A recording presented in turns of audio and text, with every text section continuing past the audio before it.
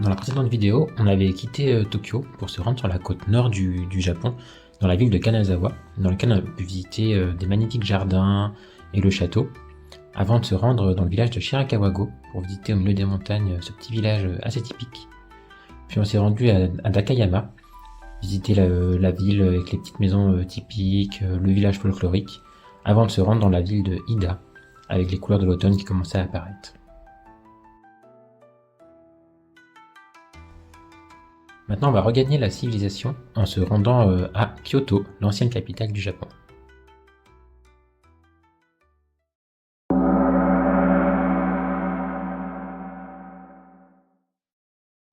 Bon, début du 8e jour, on vient d'arriver à Kyoto, on est arrivé hier soir, et là, on va pouvoir commencer le petit séjour de 3 jours à Kyoto.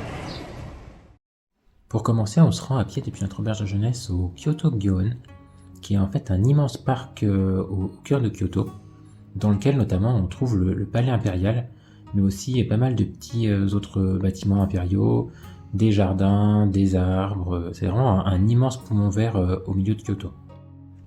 Alors il faut savoir que le palais impérial, il est entièrement entouré d'une grande enceinte en torchis, comme on peut voir ici, qui délimite en fait tout son pourtour. Le palais au total, il s'étend sur une superficie d'environ 11 hectares, sur les 50 que font le parc, donc ça donne une idée de sa taille assez impressionnante. Et du coup, dans ces 11 hectares, on trouve bien évidemment pas mal de jardins, et aussi beaucoup de bâtiments qui servaient aussi bien de lieu de réception que de lieu d'habitation de la famille impériale. Il faut savoir que ce palais, il a hébergé la famille impériale pendant plus de 1000 ans, entre l'an 800 et l'an 1800 à peu près, jusqu'à ce que la capitale elle déménage à Tokyo, et que la famille impériale du coup suive ce déménagement. Ici on est toujours dans le parc, mais cette fois-ci au palais impérial Sento, qui en fait a été construit au XVIIe siècle et qui avait pour but d'accueillir les empereurs ayant abdiqué. Aujourd'hui il accueille uniquement la famille impériale quand ils viennent à Kyoto, mais du coup on peut visiter ces jardins qui sont assez connus, qui se composent de 2 étangs principaux, un nord et un sud, avec beaucoup de petites îles, pas mal d'arbres, des petits ponts, une immense glycine, et quelques petites maisons de thé aussi parsemées dans le jardin. Bon, vous commencez à nous connaître, hein, donc vous savez que ce midi, pour manger, on s'est rendu au Nichiki Market, qui est un nouveau marché couvert, avec plein de petites boutiques, et notamment de produits à manger.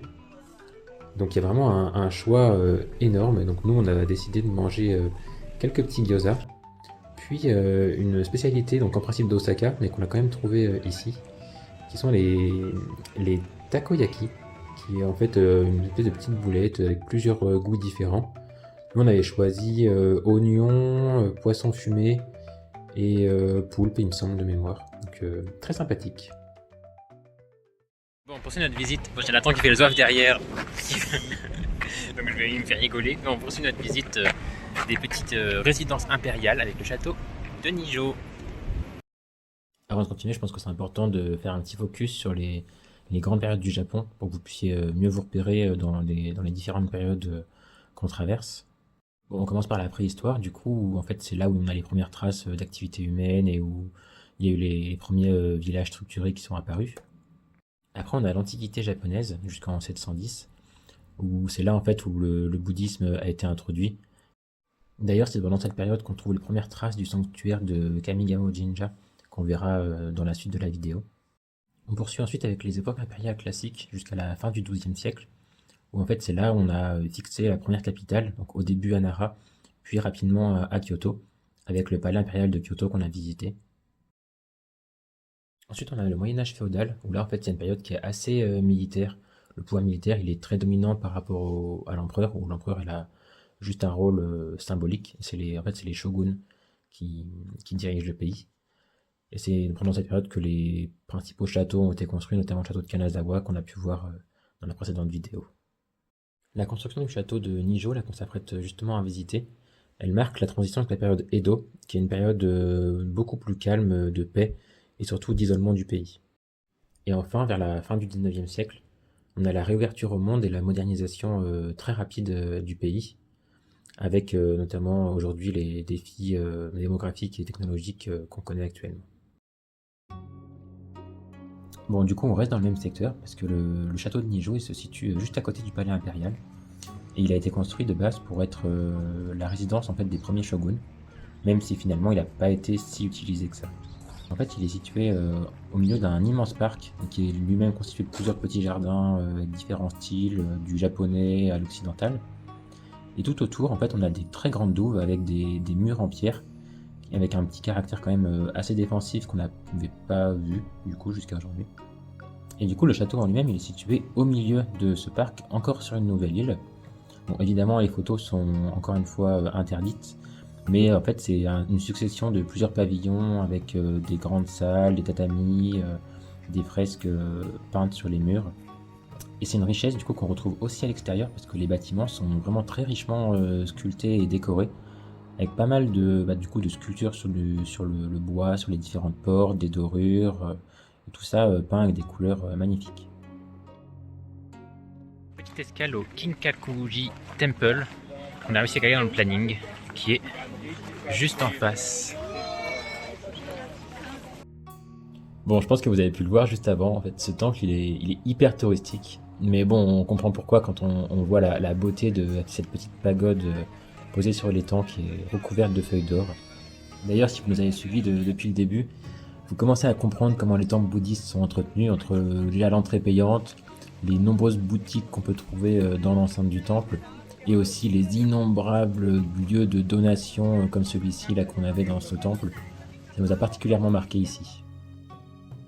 Ensuite, pour finir la journée, on s'est rendu au temple de Kiyomizu-dera, qui est en fait situé sur les hauteurs de la ville, où justement on peut avoir une super vue sur la ville depuis ce temple, qui est assez typique parce qu'il est perché sur des pilotis.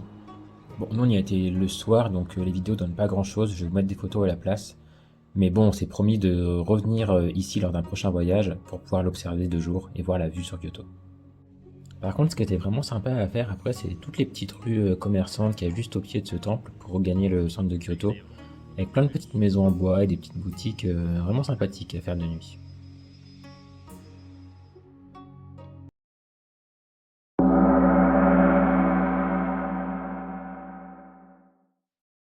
Allez, deuxième jour à Kyoto. Là, aujourd'hui, on va être plutôt dans la périphérie de Kyoto, on quitte un peu le centre-ville. Et on commence avec une forêt de bambou. On est un petit peu à l'ouest là, de Kyoto. On découvre ces petites forêts de bambou. Bon, ça se voit un peu qu'on s'est levé très très tôt pour venir ici. Mais bon, c'était la seule solution pour pouvoir profiter un peu sereinement de ce site, parce que c'est un site qui est très très touristique. C'est une des plus grandes forêts de bambou de la région de Kyoto. Donc il y a énormément de monde et la forêt de bambou est pas très très grande. Donc on a bien fait. En plus, tout au sommet, du coup, on a pu apercevoir un petit paysage sur une vallée arborée avec des couleurs automnales, ce qui est vraiment de bon augure pour les prochains jours du voyage. Ensuite, on a déambulé dans un petit quartier résidentiel avec des maisons assez sympathiques pour nous rendre au temple bouddhiste d'Adashino, qui est un temple qui est assez connu parce qu'il y a des centaines et des centaines de petites statues de Jizo, qui sont des petites statues justement assez typiques de ces temples bouddhistes.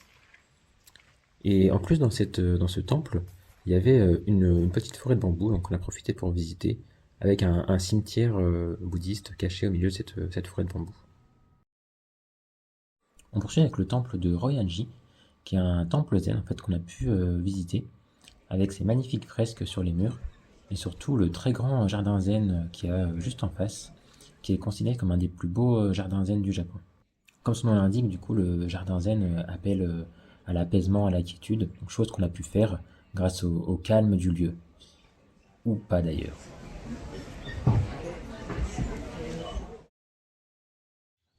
Bon, je pense que vous avez vu assez de temples pour aujourd'hui, donc je vais vous épargner les nombreux autres temples qu'on a pu visiter dans la journée, avec notamment le temple de Kitano, qui est en fait un temple où les étudiants viennent se recueillir, et où on a profité pour mettre une petite plaque qu'on appelle un ema, avec une prière dessus. On a également le temple de Kozanji, qui est perdu au milieu des montagnes, qui est une atmosphère assez sympathique. Et enfin le Jinkakuji, qui en fait comme le pavillon d'or d'hier, était censé être couvert de feuilles d'argent, mais celui-ci n'a pas été terminé faute de budget.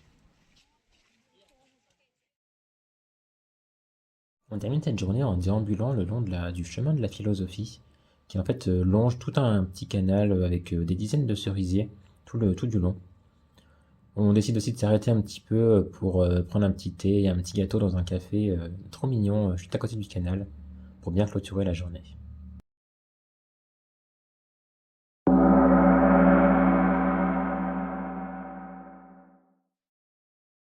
Bon, ça y est, troisième et dernier jour à Kyoto.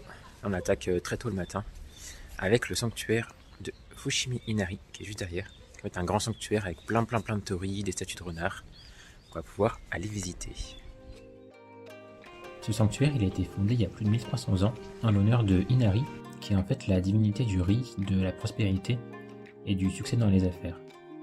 Ce qui le rend vraiment unique par rapport aux autres sanctuaires, c'est plus de 10 000 torii qui sont en fait des portes sacrées qu'on retrouve un peu partout au Japon, mais qui ici forment un tunnel quasiment infini en fait qui serpente à travers toute la montagne. Et en fait ici ces torii ils sont érigés par des entreprises ou des particuliers en échange de dons au sanctuaire. D'ailleurs les inscriptions qu'il y a sur chaque torii représentent à gauche le nom de la personne ou de l'entreprise qui a fait le don, et à droite la date du don. Et du coup on a suivi le chemin formé par ces torii jusqu'au sommet du mont Inari, qui culmine à plus de 230 mètres d'altitude, et duquel on a une super vue sur tout Kyoto. Et en fait tout au long du chemin, on a plein de petits sanctuaires cachés dans la forêt avec des lanternes en pierre et surtout plein de statues de renards qui ici sont considérés comme des messagers d'Inari et qui sont chargés de protéger les récoltes et les richesses.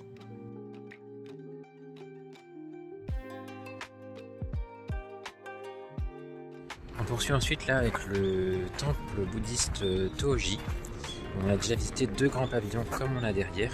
C'est des pavillons où il y a des grandes statues de Bouddha de plusieurs mètres de haut à l'intérieur. Et là ensuite on se dirige vers une grande pagode que j'ai en place avec 5 étages.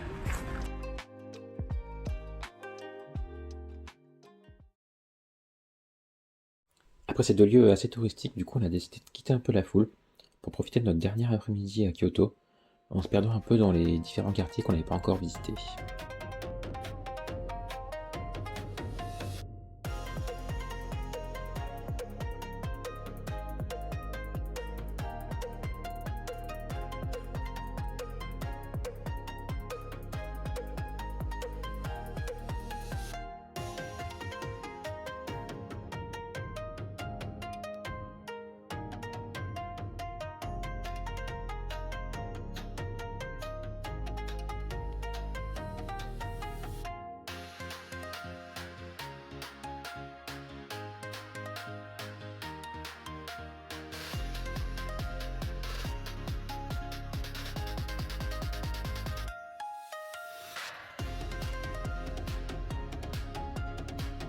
En début de soirée, on se rend à la gare pour prendre un train en direction d'Osaka, qui sera notre camp de base pour la dernière partie de notre séjour, qui sera à découvrir dans la 4e vidéo de cette série.